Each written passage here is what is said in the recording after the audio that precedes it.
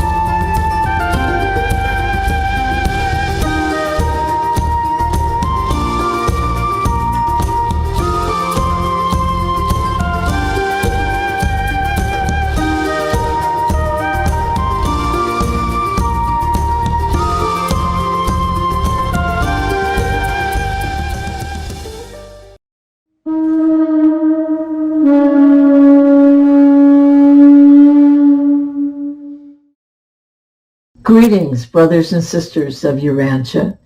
My name is Elisabeth Callahan, and I'm speaking to you from my home in California. And it's a lovely honor to be with you here today. And I want to thank the conference organizers in Peru and elsewhere for inviting me to be a part of this visionary gathering and for their labor of love in creating this experience for us. In today's presentation, I will be addressing the question of how does humankind evolve from its primitive origin to its glorious planetary destiny?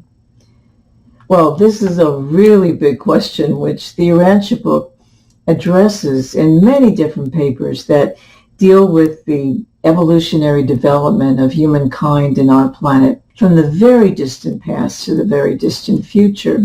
Without true revelation from higher divine sources like the Urantia book, we would be virtually blind without a framework for seeing an accurate picture of God's plan for us and for our world. Only divine revelation from outside the box of our limited belief systems can tell us about the bigger cosmic reality in which we live and the meaningful role that we play in it. The Urantia book reveals the epic story of human evolution and how we evolved from animal levels of existence to our present planetary civilization in astonishing detail.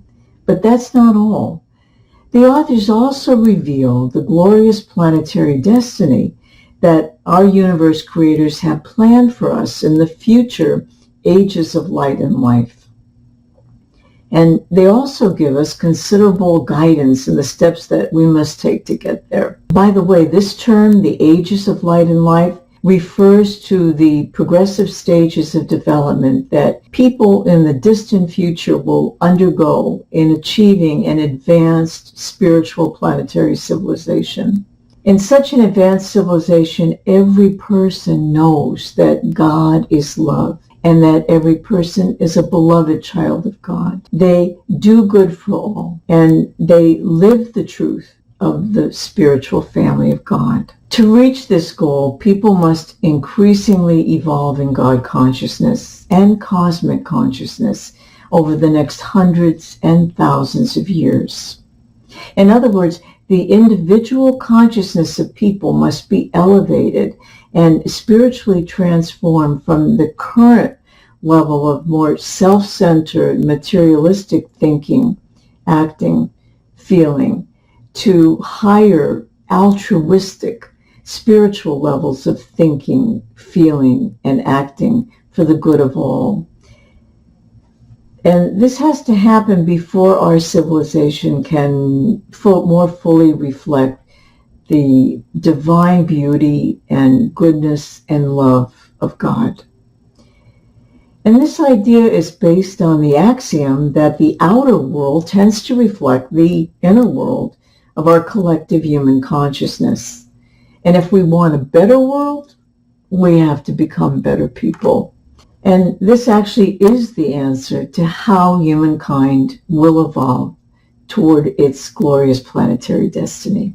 Living in this tiny moment of time, most people are naturally ignorant of the vast process of personal and planetary evolution that is occurring, unless they make a serious effort to study our planetary past for the purpose of understanding current world conditions and our planetary future. The revelators of the Urantia book tell us that the true perspective of any reality problem, human or divine, terrestrial or cosmic, can be had only by the full and unprejudiced study and correlation of three phases of universe reality. They are origin, history, and destiny.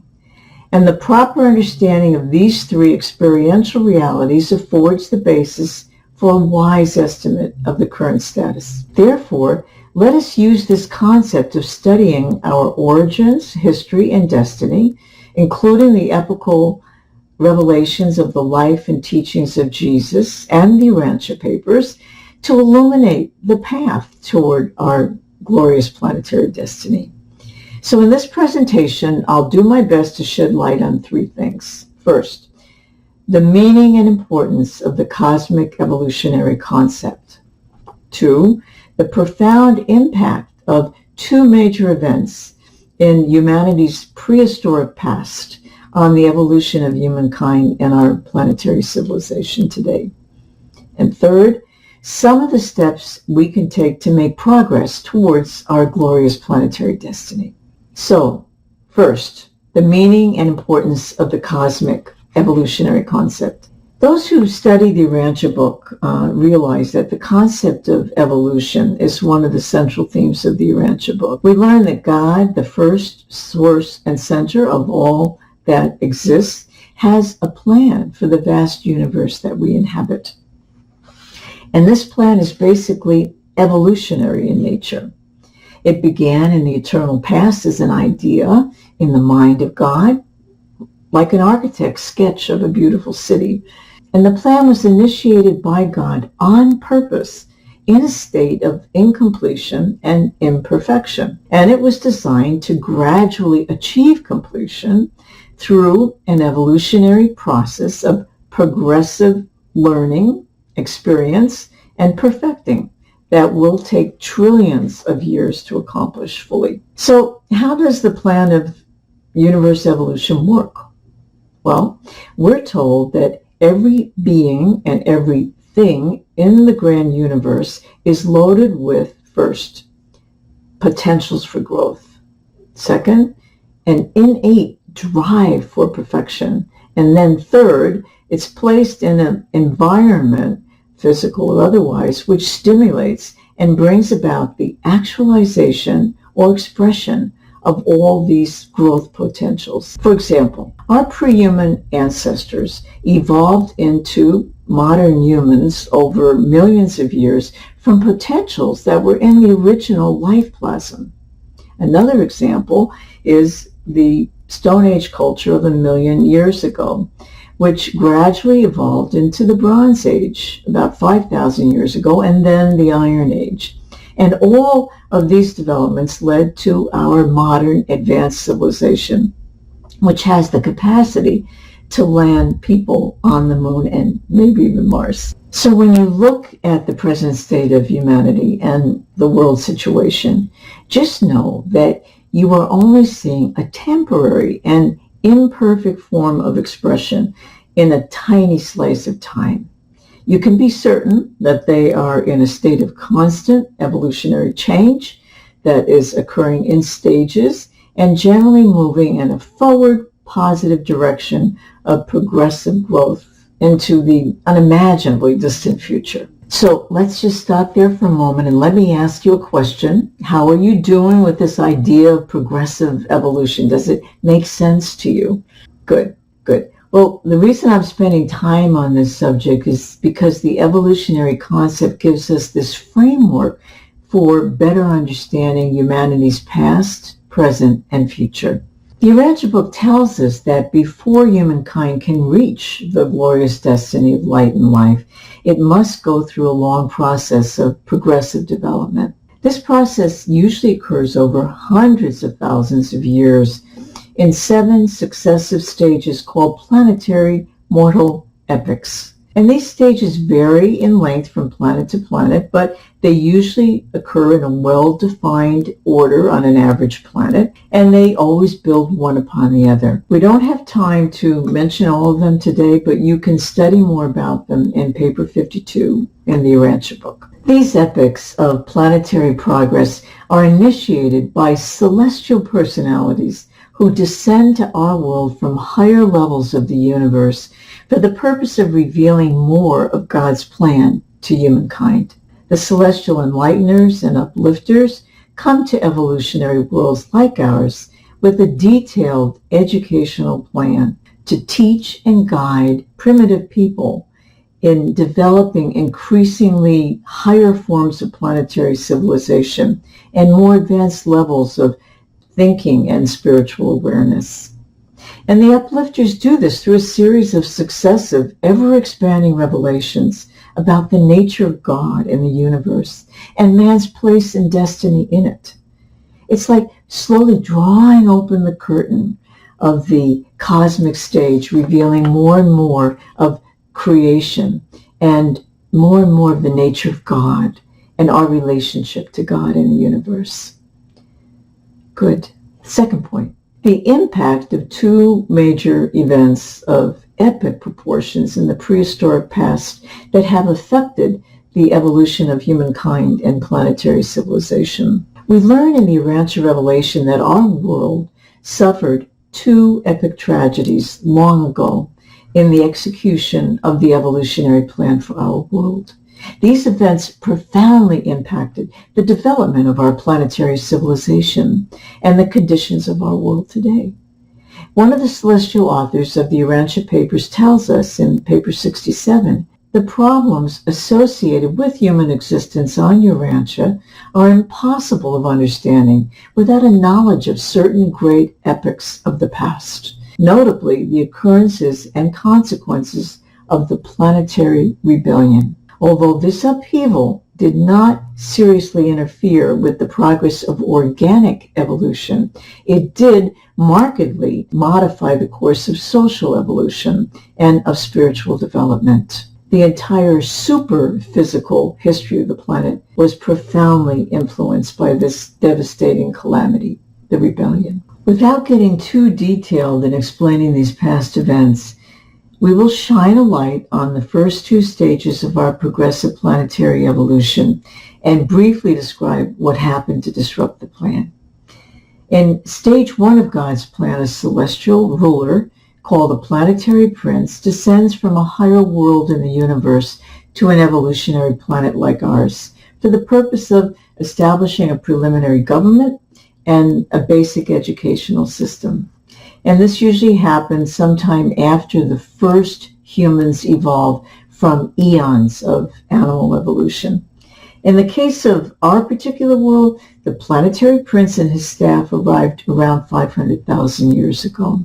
And they initiated a gradual process of civilizing primitive humanity over tens of thousands of years by fostering several things. One, the transition from the hunter-gatherer way of life to farming and living in settled communities.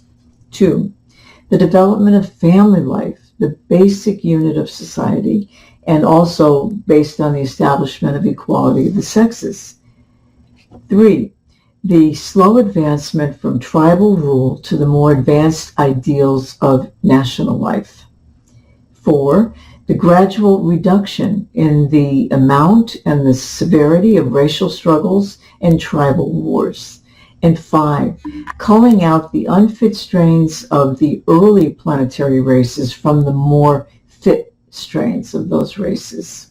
So over the course of usually 500,000 years, all of these measures make the world ready for the next stage of planetary progression. So in stage 2 of this orderly plan of the development of planetary civilization, we get the arrival of the next celestial uplifters, the planetary Adam and Eve, also from the local universe system headquarters. The mission of Adam and Eve usually lasts for thousands of years and principally consists of two things. One, spiritually uplifting and materially and intellectually advancing the planetary civilization. Two, gradually upstepping the DNA of the native races of the planet through mating with the superior offspring of Adam and Eve. Now, in the case of our world, two epic failures occurred during these first two stages of planetary evolution that had far-reaching and devastating effects on humankind even up to the present day. First, our planetary prince betrayed his trust when he joined the Lucifer Rebellion, which broke out in our local system of evolutionary worlds about 200,000 years ago. It's a long story, but suffice it to say that Lucifer was the one-time system sovereign of our local group of evolutionary planets who led a rebellion against the government of our creator's son Michael, who is the sovereign of our local universe. The betrayal of the planetary prince and the dissolution of his divine mission had devastating effects that led to the quarantine of our planet by higher universe authorities. In fact, our world has remained cut off from the rest of the local universe for the last 200,000 years. And almost all the progress that had been made before the rebellion during the first 300,000 years of the prince's planetary rule was lost in the ensuing Dark Ages, which lasted over 160,000 years until the time of the arrival of Adam and Eve. The second epic failure of the evolutionary plan for our world occurred around 38,000 years ago, when our planetary Adam and Eve defaulted in their divine mission to uplift humankind. And this occurred when Eve was manipulated by the wily planetary prince into violating the terms of the mandate that had been given to Adam and Eve, which required the slow and gradual upstepping of the human races. And tragically, Adam and Eve's mission was derailed just a little over 100 years after their arrival on Earth. The penalty for their decision to shortcut the prescribed process of human evolution was the loss of their immortal status. They were forced to leave the Garden of Eden, and a number of advancements in planetary civilization did not mature. Chiefly, our planetary Adam and Eve fell quite short in distributing a large amount of their life plasm to all the native peoples of Urantia.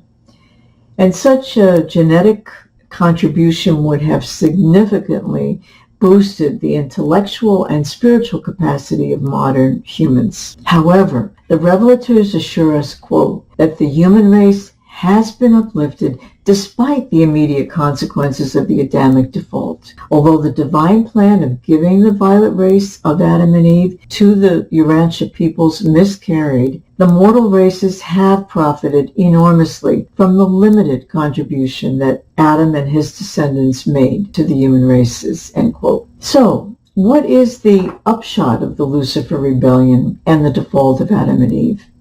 Well, if our planetary prince had remained true to his trust and still ruled today, our world would be much more advanced than it is.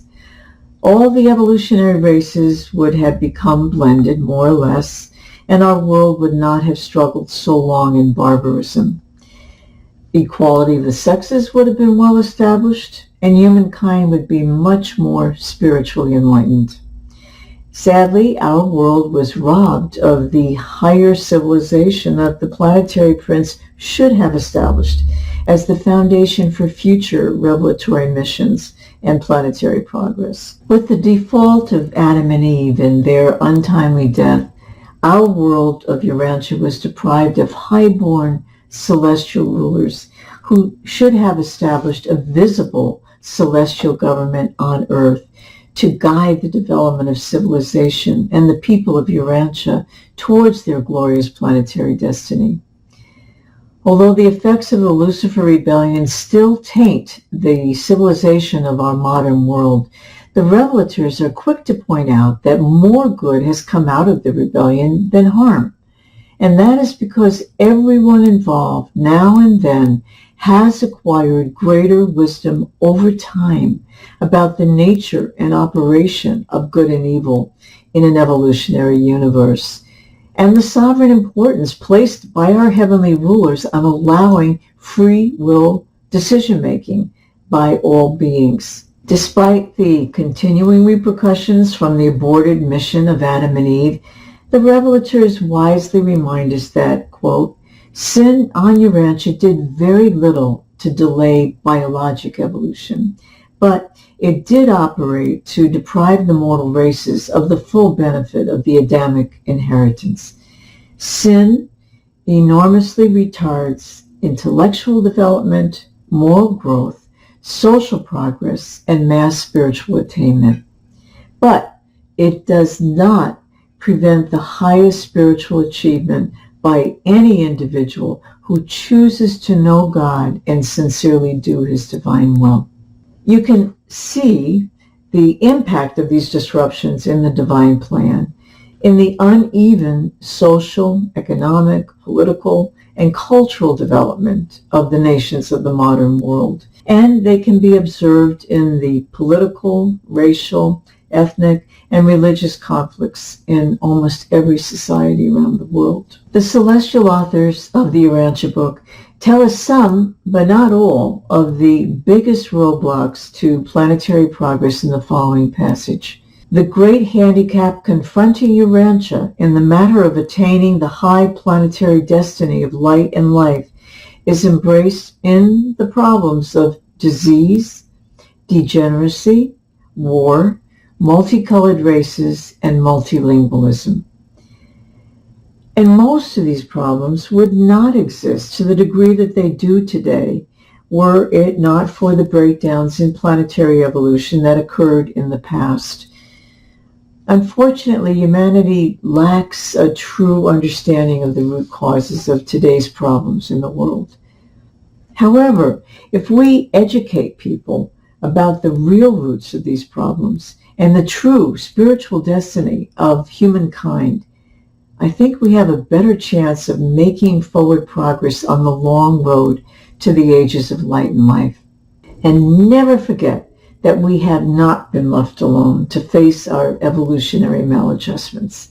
There are powerful spiritual agencies at work 24/7 to assist humanity in its progressive evolution.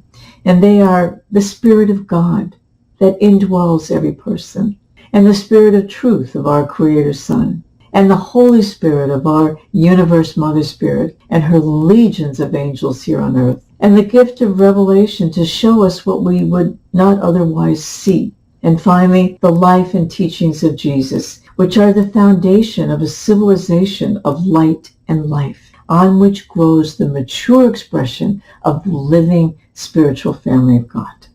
So let's just stop here again for a moment and ask, does this all make sense to you so far? Do you see how events in humanity's prehistoric past had repercussions throughout history and on the conditions of our world today? So just take a moment and think about that, and also think about what are the one or two or three biggest problems that you think we face globally as a planetary civilization. Good.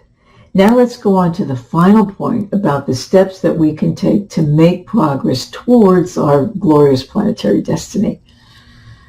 In paper 52, the revelators instruct us that religious revelation is essential to the realization of brotherhood on Urantia, and that the realization of social brotherhood in our world depends on a sea change from self-centered living to an altruistic mode of living for the good of all, and on the following personal transformations and planetary adjustments. 1. Social fraternity. This involves, of course, the ongoing multiplication of international and interracial social contacts and fraternal associations through travel and commerce and competitive play, and the eventual development of a common world language. 2. Intellectual cross-fertilization. Brotherhood is impossible until each ethnic group becomes familiar with the thoughts and feelings of all other groups. Ignorance breeds suspicion, and suspicion is simply incompatible with the essential attitude of sympathy and love. 3. Ethical awakening. Only ethical consciousness can unmask the immorality of human intolerance and the sinfulness of brotherly strife among people in various nations and jealousy between nations.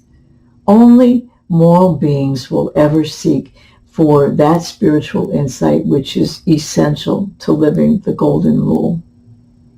4. Political wisdom.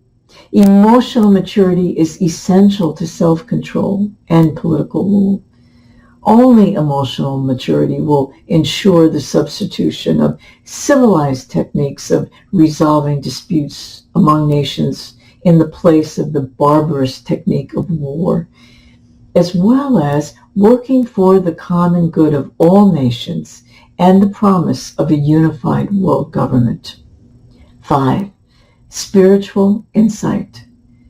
We're told that the quickest way to realize the spiritual family of God on earth is to effect the spiritual transformation of present-day humanity by applying spiritual pressure from above.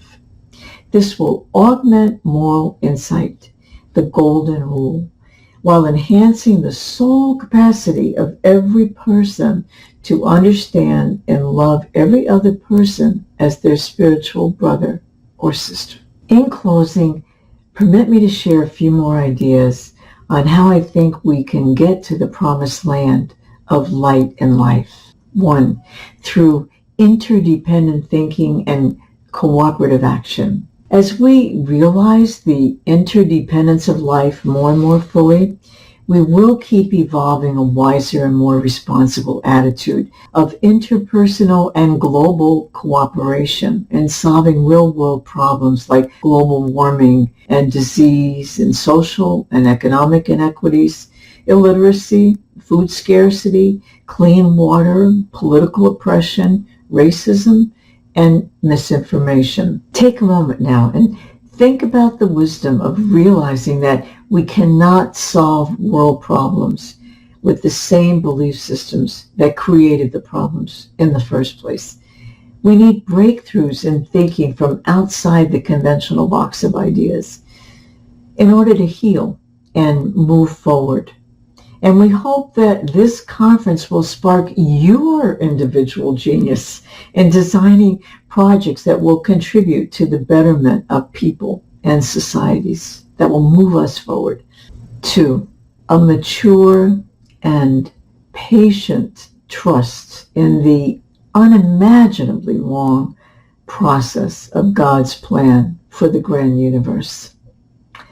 Things must be worked out in time, and impatience and ignorance are the great impediments to progress. God's plan is foolproof with its innate perfection drive. No matter what disruptions may occur in a universe filled with error-prone personal beings endowed with the capacity to choose between good and evil. And remember that we are designed to become wise through experience and through making mistakes, trial and error. So in closing, let's remember the great challenge at the end of the Urantia papers to respond to the thrilling call to the adventure of building a new and transformed human society by means of the spiritual rebirth of Jesus' brotherhood of the kingdom, the true spiritual family of God. Loving one's fellows and doing good for others are the clear and direct answer to how we can and will make progress, evolve toward our glorious planetary destiny. The progressive growth of our world depends entirely on the spiritual transformation of the individual and the formation of the living brotherhood of Jesus, the family of God. Thus, the work before us hinges on our ability to peacefully reconcile conflicts between people and nations and between cultures, religions, ethnic groups, and personal belief systems. The revelators of the Urantia papers remind us that love is only born of thoroughgoing understanding of our neighbor's motives and sentiments, and that love is infectious, and when human devotion is intelligent and wise, love is more catching than hate. But only genuine and unselfish love is truly contagious. If each mortal could only become a focus of dynamic, divine affection, this benign virus of love would soon pervade the sentimental emotion stream of humanity to such an extent that all of civilization would be encompassed by love. And that would be the realization of the brotherhood of man. So go out and do good work, love one another. This is the path. This is the way forward. Thank you. We invite you to send your question. The chat is now open.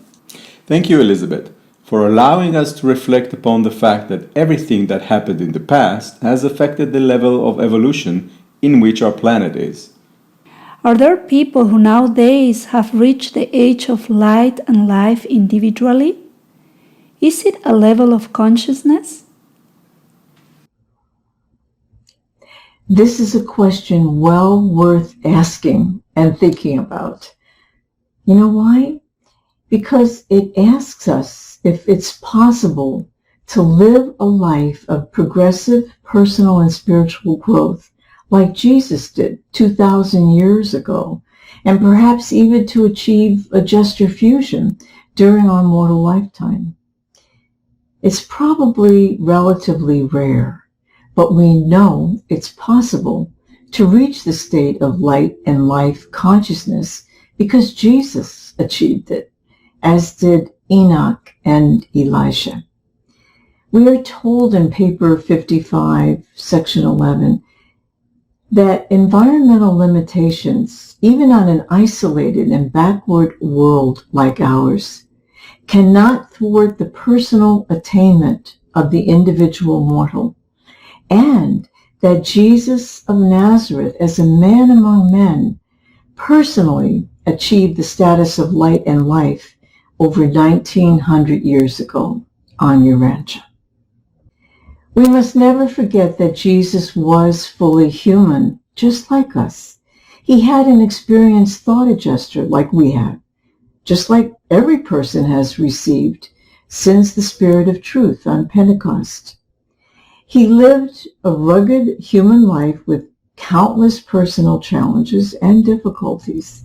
Yet through his dedication to doing the will of God, in every moment of his life, he actualized truth, beauty, and goodness of God in himself and by himself.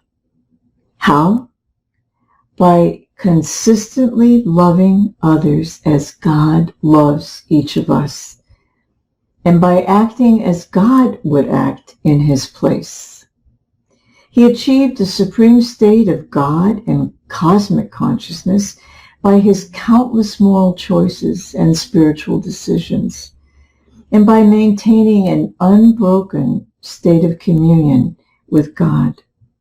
He lived in the conscious presence of the Universal Father, and he acted with the magnificent consciousness of the Universal Father. We should think deeply about how Jesus was able to achieve the personal consciousness of light and life and attain personality unity in his lifetime. His life is an eternal testimony to the heights of what a human being can divinely become and the consciousness of light and life that an individual can attain in the mortal life on this planet. And the next question. Were somehow ignorance and impatience also related to Lucifer's rebellion and the fall of Adam and Eve? Thank you for asking that question, because it helps us to get clear about Lucifer's folly and the nature of Adam and Eve's grave error in judgment. Yes, we can say that Lucifer's act of rebellion was not only caused by his pride and self-righteousness, but also by his impatience with the slow process of evolutionary growth in the universes of space and time.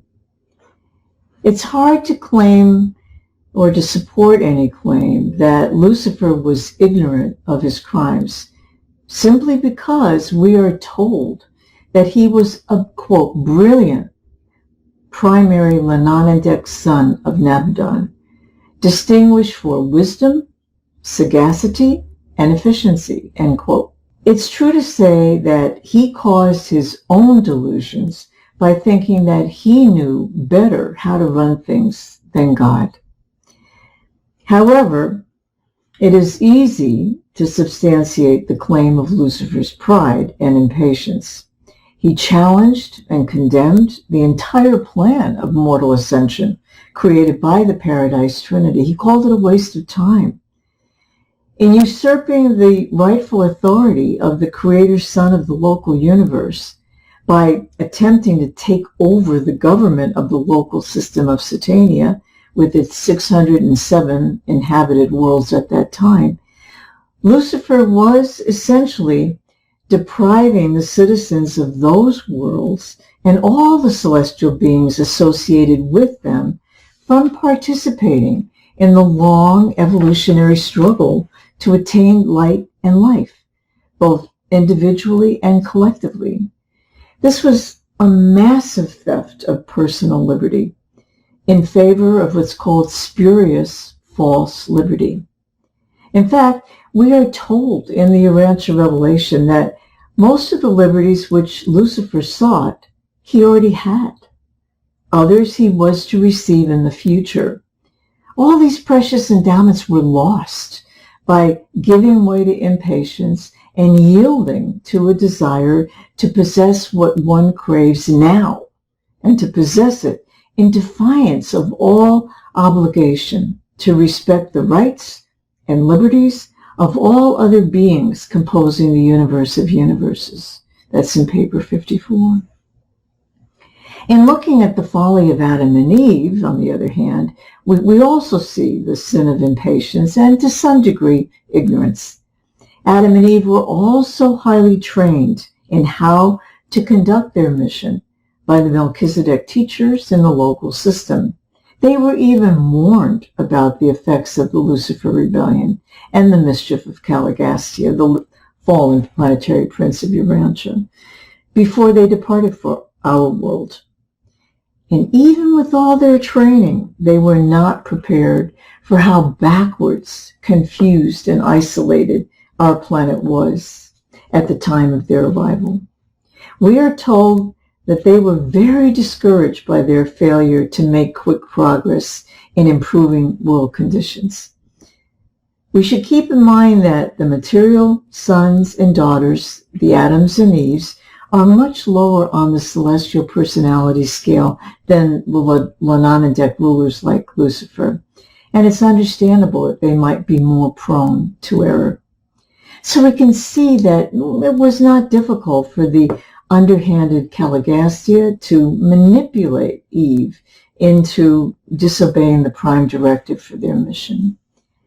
The mandate that Adam and Eve received from their local system rulers required them to produce a large number of children of the violet race first, before mating with the superior members of the human races.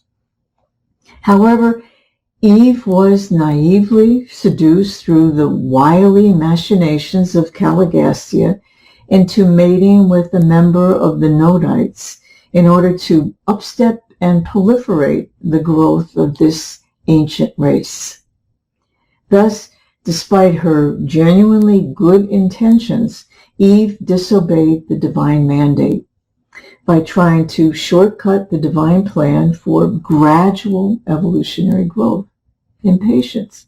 We are told in the Urantia account of Adam and Eve's default that, quote, even though this project of modifying the divine plan had been executed and conceived with entire sincerity and with only the highest motives concerning the welfare of the world, it constituted evil because it represented the wrong way to attain righteous ends, because it departed from the right way, which is the divine plan.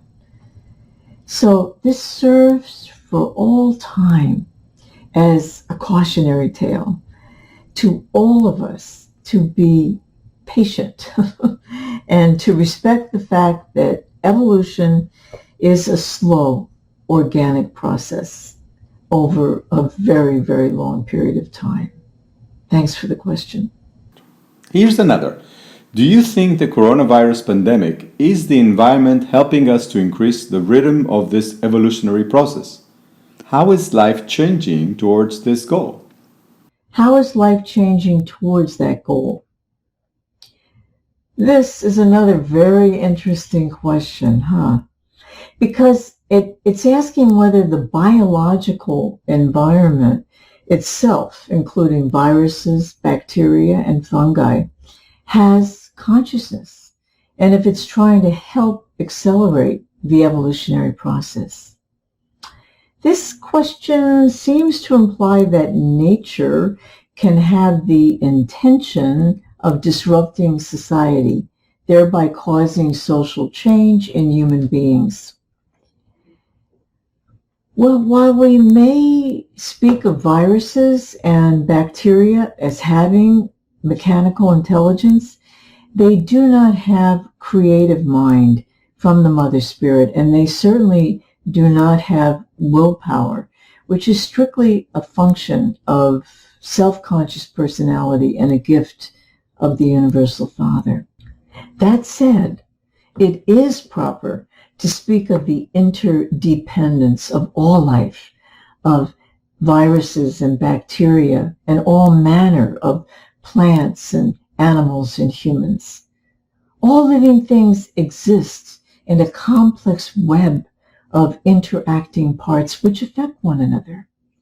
Like the human body, the biosystem of Earth has an internal regulatory system designed to maintain homeostasis or stability of the whole system.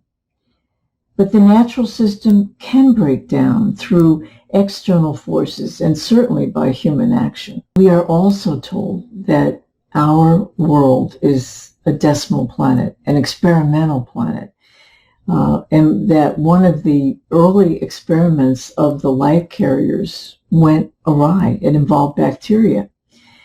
And This resulted in the development of renegade disease-causing bacteria and their auxiliary viral bodies, which are referred to in the Urantia book, quote, as a group of renegade parasitic fungi. Life on Earth has been made ill, really, ever since by these renegade parasitic organisms.